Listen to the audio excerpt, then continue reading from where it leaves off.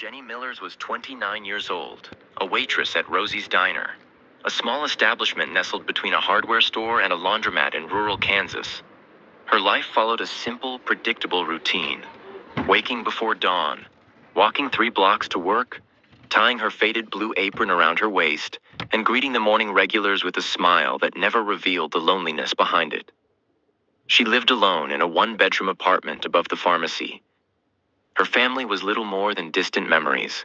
Her father had passed when she was just 15, her mother 2 years later, and the aunt who had raised her had moved to Arizona for her arthritis, leaving Jenny with nothing more than holiday phone calls and occasional letters. It was on a Tuesday in early October when Jenny first noticed him. A boy no older than 10, small for his age, with careful eyes that seemed to take in everything while revealing nothing. He sat at the corner booth, farthest from the door, a backpack too large for his frame propped beside him, and a book always open on the table. On his first day, he ordered nothing but a glass of water.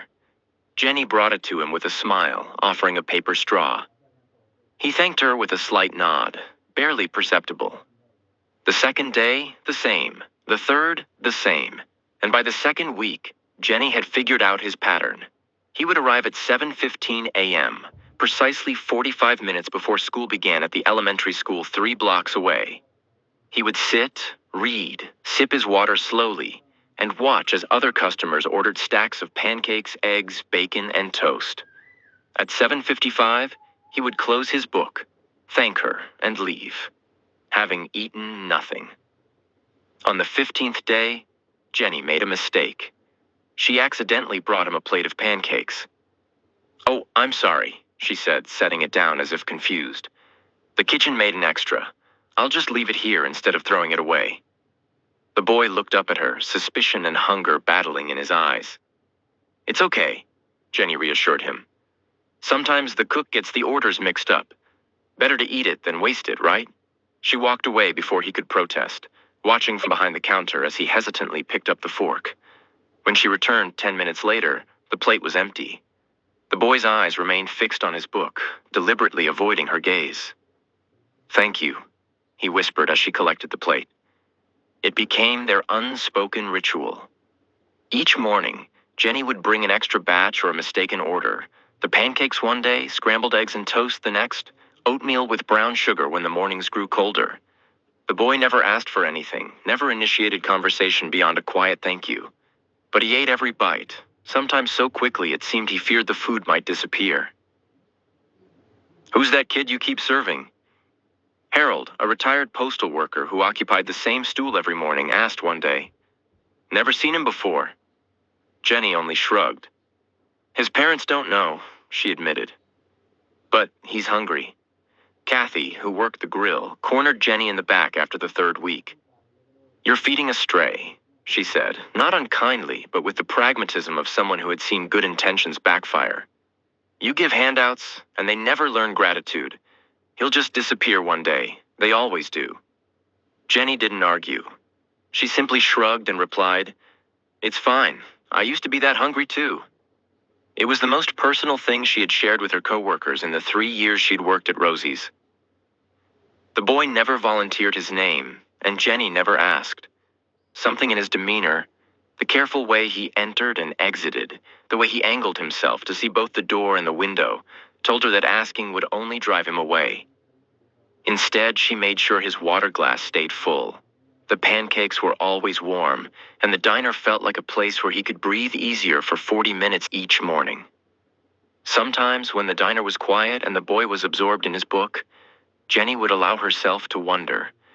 Was he living nearby? Did he have family? Why was he always alone? And why did hunger seem like a familiar companion to him? But she pushed the thoughts away.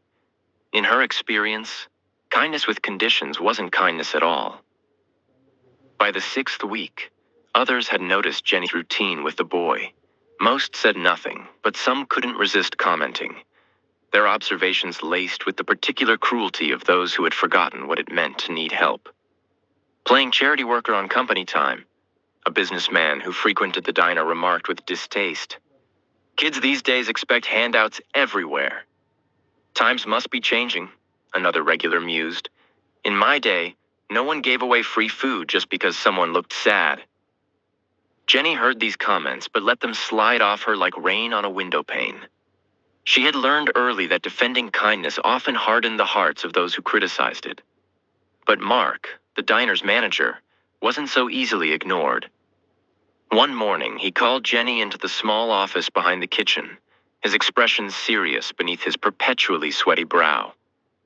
"I've been watching you with that kid," he said, tapping his fingers on the laminate desk. "Can't have employees giving away free meals. It's bad for business and sets a precedent." Jenny twisted her apron in her hands. "I understand," she said. "I'll cover the cost myself." Mark raised an eyebrow. "From your tips? Those barely cover your rent." "It's my choice," Jenny replied, something resolute in her voice that made Mark study her more carefully. "Just one meal a day, I can manage." It was a cold Thursday in November when Jenny first noticed the boy hadn't come into the diner. Her heart dropped as she stood by the door, glancing out the window every few minutes, the unease in her stomach growing. She had grown accustomed to his quiet presence each morning, ordering nothing but a glass of water. She had taken to setting aside a small portion of her tips to buy him breakfast. A plate of pancakes she placed in his usual booth. But today, the booth sat empty. She shrugged off the feeling that something was wrong, telling herself it was nothing. But as the hours passed and he didn't appear, that quiet ache in her chest grew. She couldn't explain it. It wasn't just that he didn't show up. It was the silence, the emptiness that felt more personal than she expected. Kathy, the ever-cynical waitress, walked past, muttering about wasted food, and Jenny couldn't shake the sting of her words. By closing time, the pancakes remained untouched, the plate a stark reminder of the boy's absence. Jenny wrapped them up and took them home, unable to throw away food meant for someone else. The next morning, she set a new plate at the booth, hoping he would show. But by the next week, she was starting to wonder if Kathy was right. Perhaps the boy had moved on. Strays didn't stick around. It wasn't until the 10th day of his absence that Jenny realized how much she had grown attached to him, how much she had been hoping for a return that with each passing day seemed less likely. The situation spiraled when Jenny noticed a customer in the diner taking photos of the empty booth, only to discover later that a local Facebook group had shared the images with a mocking caption. The comments were cruel, ridiculing her efforts to help. "Rosie's Diner now serving imaginary charity cases," one read. Another claimed Jenny was just part of a publicity stunt, feeding strays to create dependency. Jenny was blindsided. She had never been one to care too much about what people thought, but the cruelty of the comments stung. That night, in the solitude of her apartment, she questioned herself for the first time. Had she been foolish to help a boy she knew nothing about? Had she been projecting her own lonely past onto this stranger? For comfort, she turned to the small wooden box on her dresser, where she kept the few things that mattered most to her. Among them was a faded photograph of her father, dressed in his army medic uniform, his smile warm, despite the harsh desert backdrop. Beside it lay the leather journal he had carried during his service, its pages well worn. As she opened the journal to a familiar dog-eared page, Jenny's heart caught. Her father had written, "Shared a half ration with a local boy today. Johnson said I was crazy, but the look in his eyes when he ate was the same as mine when Mom saved me the last piece of bread during the hard times. No one grows poor by sharing half a loaf, but those who forget to share remain hungry their whole lives." Jenny traced the words with her finger, the clarity hitting her like a wave. She didn't need to know the boy's name or his story. She had recognized his hunger, his loneliness, the same hunger and loneliness she had once known. On the 23rd morning of his absence, Jenny had stopped expecting. The habit of glancing toward the door at 7:15 a.m. remained, but the sharp anticipation had dulled to resignation. Still, she prepared the usual plate of pancakes and set it at the booth, almost on autopilot. But at 9:17 a.m., everything changed. The quiet that fell over the diner was the first sign. Jenny, refilling coffee at a booth near the window, glanced up. 4 black SUVs with government plates had pulled into the parking lot. They moved with precise coordination surrounding the diner. Customers paused mid-conversation. Pedestrians slowed their pace, their gazes drawn to the spectacle. A man emerged from the lead vehicle, a tall figure whose presence seemed to command the space even before his uniform did. With rows of medals adorning his chest, his weathered face spoke of someone who had seen far too much, and yet stood tall in the face of it all. The bell above the door chimed as he entered, followed by 2 younger officers. Mark emerged from the back office, his tie slightly askew as he greeted them, nervous and unsure.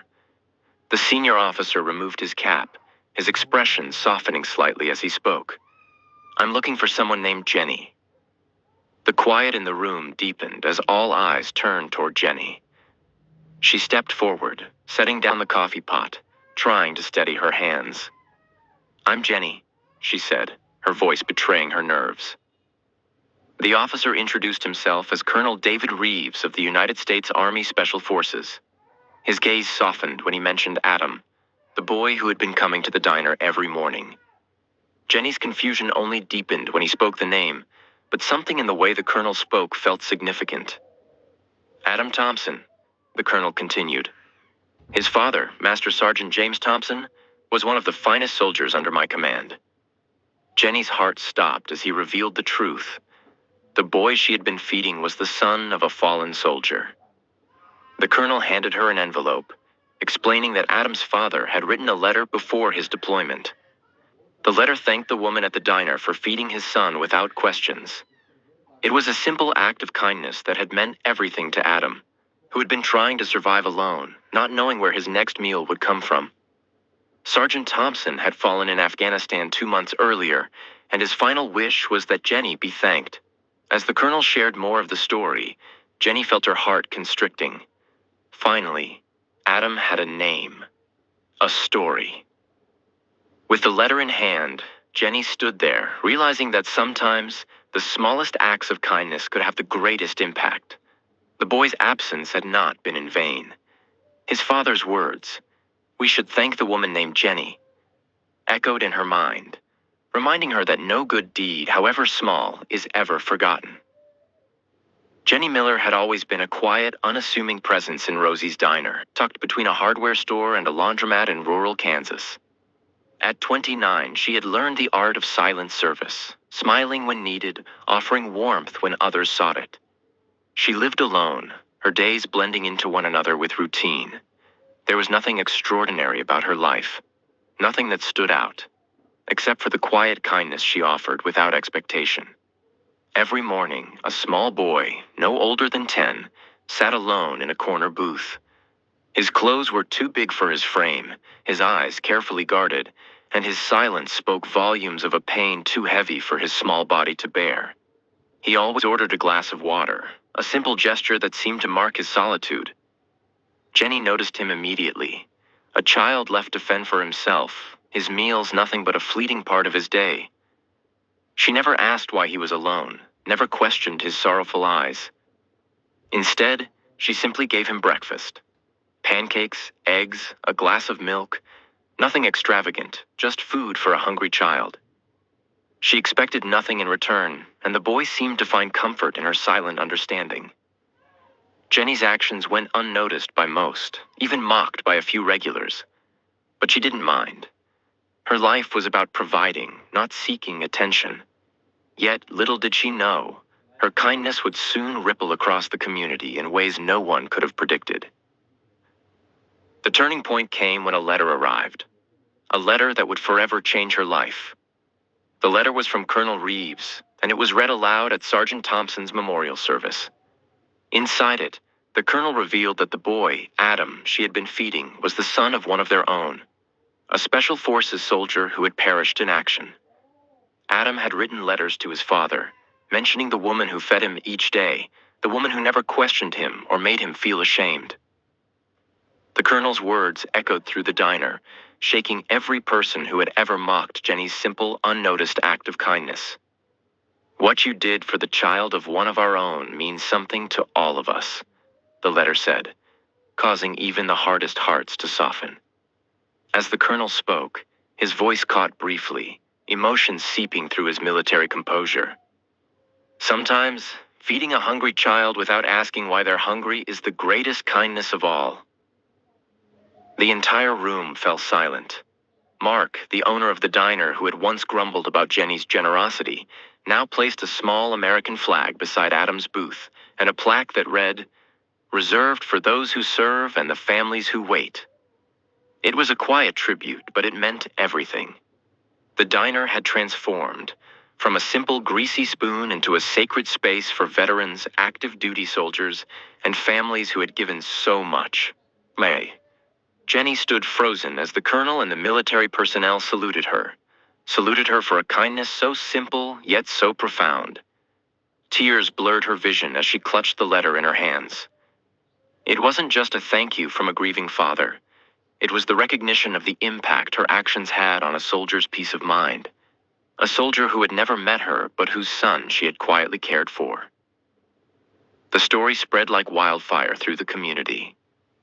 What was once a quiet gesture of kindness became a beacon of hope, reminding people of what truly matters.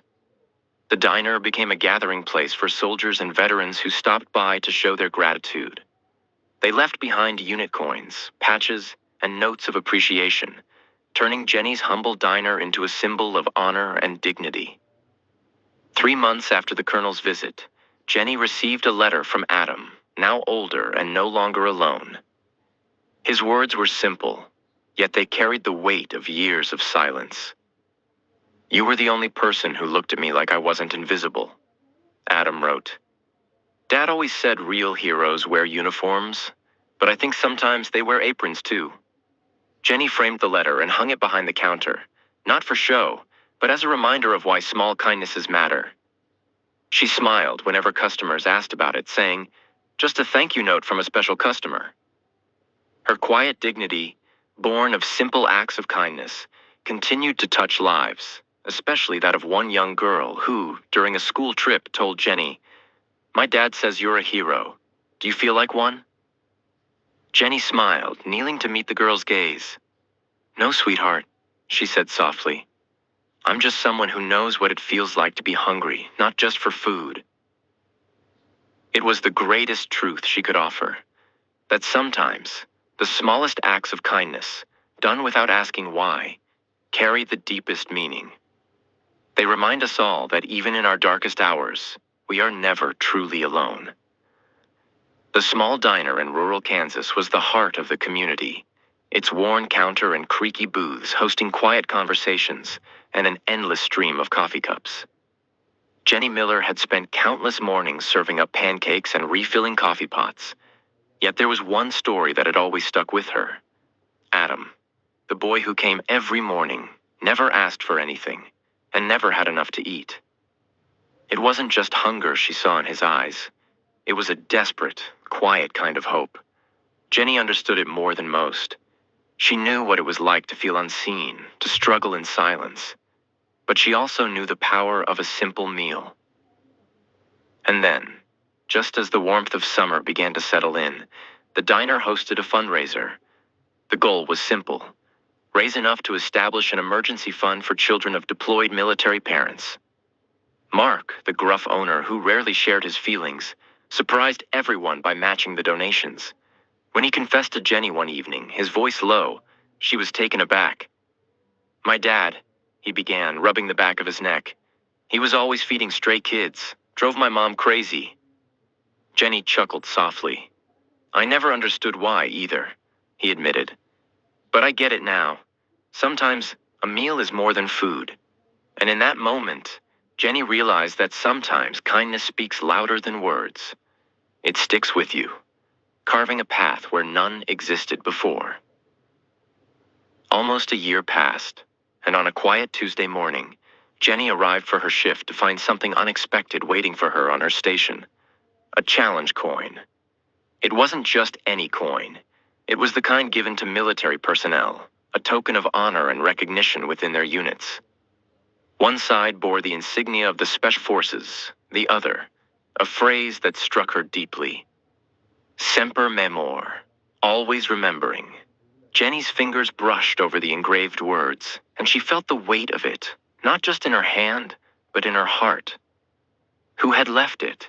She stepped outside, looking around, but the street was still, the town waking up with the quiet hum of sprinklers and the distant rumble of the school bus. The coin was a small thing, but its significance was immense. A reminder that sometimes kindness offered without expectation is returned in ways you never expect. That evening, as Jenny hung her apron up to leave, she noticed Mark placing a new sign in the diner's window. It was simple, elegant, just a statement of policy. Whoever you are, whatever you can pay, no one leaves hungry.